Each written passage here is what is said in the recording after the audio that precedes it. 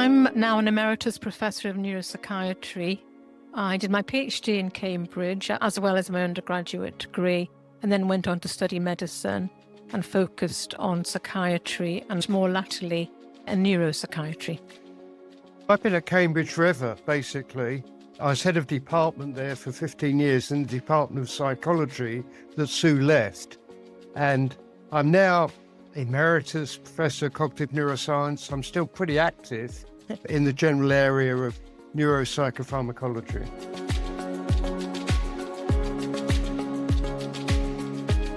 I wanted to start off just by giving you an opportunity to just tell us how Sue came into your life and what your relationship was with her. Eileen, do you want to go first? Yes, certainly. Yes, I was an undergraduate at Cambridge studying natural sciences. And in my second year, I attended the experimental psychology course, and Sue lectured on this. And I was very inspired by what she said and the ideas she was developing, that I switched from planning to do biochemistry in my final year as a Part 2 subject to experimental psychology.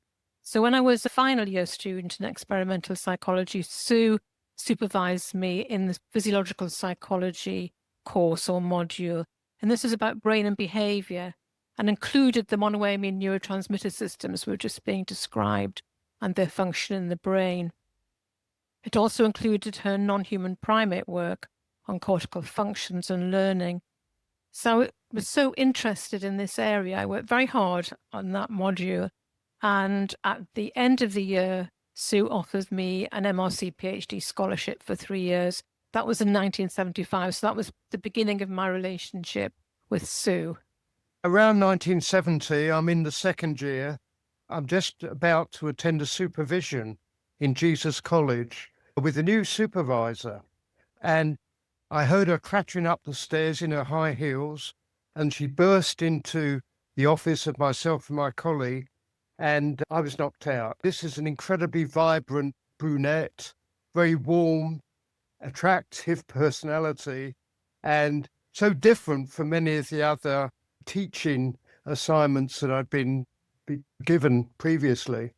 And I was getting a bit fed up with biochemistry then in the second year, which is what I was hoping to do in the final year.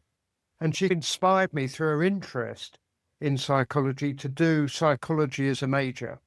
So I did that in the third year, Part 2 psychology, and I actually did her research project on the effects of amphetamine in rats. So that's where we started.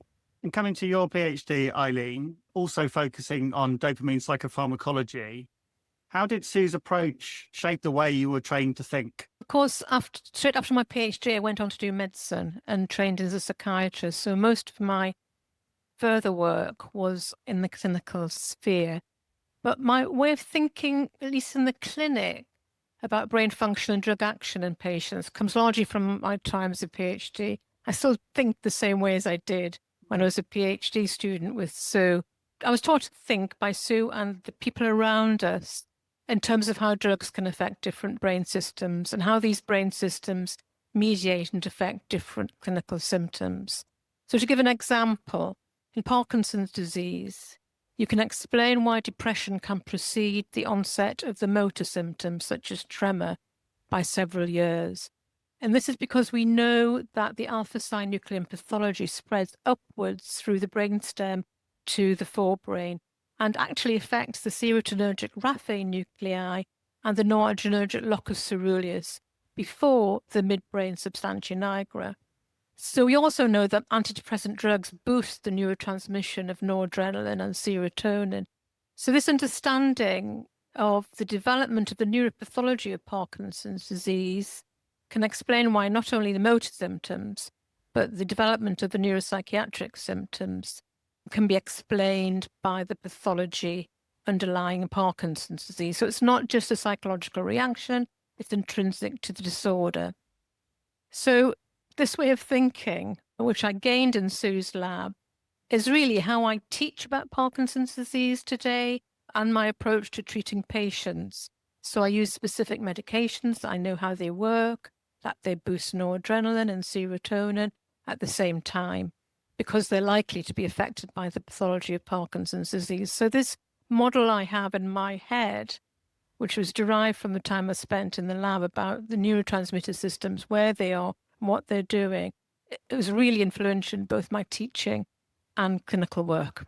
And Eileen, as you said, you became a psychiatrist. You took some of these ideas into the clinic, into cognition in schizophrenia.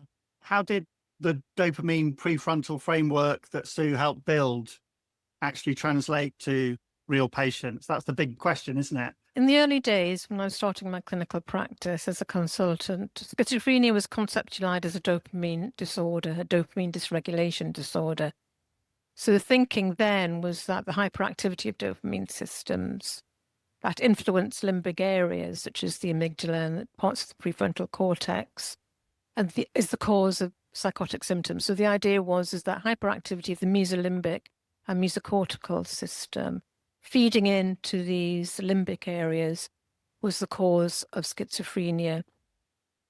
But the antipsychotic action on nigrostriatal neurons was the cause of the unwanted motor side effects, which mimic Parkinson's disease. So, although this understanding, which Sue contributed to, helped lead the development of the second generation antipsychotics, which have less liability to produce the unwanted motor effects, but it's still effective on the psychotic symptoms. And that was because they block neurotransmission of serotonin at the receptor level. So that work contributed to understanding the causes of the psychosis, causes of the unwanted side effects, and the development of typical medications that alleviated the side effects. But there was a surprise in that these medications didn't improve cognitive function. Cognitive function was just being studied around this time. And even if you could improve the psychotic symptoms of hallucinations, delusions, it did not improve the cognitive symptoms. So that was a real surprise. Sue always kept the human clinical condition in view, even when working in animals. And if she were looking at where dopamine and prefrontal research stands today, what do you think would most please her, and what would she be pushing us on? I think Sue would be with that basic program, basically, to understand the role of the cortex and cognition and how it interacts with the subcortical systems. I still think these are major issues for the field, and how the modulatory systems, all of them, not simply dopamine, but also serotonin, for example, in depression, noradrenaline, how all of these systems actually modulate cortical function as well as subcortical function. And I think she would be very clear that drugs affecting these systems is going to be quite complicated because these receptors are in all of these areas, and sometimes this leads to adverse effects and overdosing of certain circuits and so forth and so on. So I think Sue would be very excited by the new discoveries with optogenetics and new ways of delivering neuromodulation to discrete areas of the brain to avoid these side effects. I think that's what would really please her, basically. I think she'd be very pleased by the way her ideas have stood the test of time, especially with respect to how the animal models she developed have translated into the clinic. This also might be a cause of frustration for her because the essential action of antipsychotics remains the same, and we are still far from understanding the exact nature of the cortical dysfunction and its causes. So I think, like Trevor said, she would be pushing for better drug design. Although attempts have proven illusory over the years, I think she'd be wanting to look more carefully how drugs can interact with these cortical systems to not produce adverse effects, but to produce beneficial effects. All right, let's move on and talk a bit about more general reflections and Sue's legacy. It sounds like she was a real force of nature. She was a leader, head of department in Oxford, president of the BAP, awarded a CBE. Did she just take that all in her stride? How did she deal with all that? During my time as a PhD student, there were very few women as undergraduates. So when I was an undergraduate, there were 9 men to 1 woman. But when I moved into her lab, this was a very different situation because she brought in women postgraduates to do PhDs and go beyond that.